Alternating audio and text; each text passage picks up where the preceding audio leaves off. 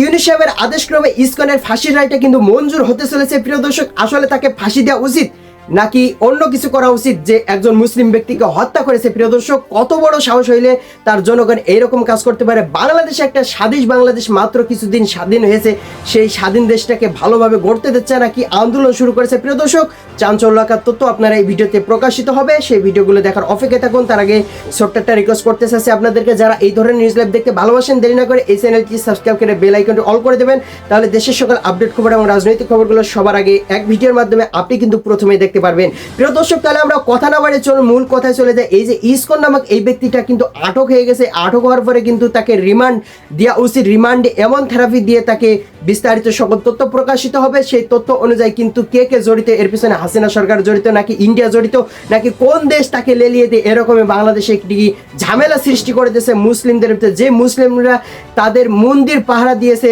তারা কিন্তু সে আমাদের মসজিদ ভেঙে ফেলে দিয়েছে মুসলিমদের। তাহলে কতটা তারা জঘন্য কাজ করেছে? প্রিয় দর্শক, আপনারা বলবেন এই ইসকন নামক এই ব্যক্তিটা যে একজন মুসলিম ব্যক্তিকে হত্যা করে ফেলেছে, তার জনগণ তার সবাই মানে যে সমস্ত লোকজন ছিল তাদেরকে কি করা উচিত এবং তাদেরকে এখনো পর্যন্ত নাকি বলে আটক করা হয়নি, এর পিছনে বিশেষ একটি হিকমত রয়েছে ডক্টর ইউনূস সাহেবের। বিস্তারিত আমরা সবকিছু জানবো এই চ্যানেলের মাধ্যমে। যারা বিস্তারিত পরবর্তী আপডেট খুঁজতেছেন তাহলে অবশ্যই চ্যানেলটি সাবস্ক্রাইব করে আমাদের সাথে থাকবেন। তাহলে সবাই ভালো থাকবেন, সুস্থ থাকবেন। দেখা হবে পরবর্তী দেশের কোনো আপডেট খবর অথবা নিউজ নিয়ে। আসসালামু আলাইকুম।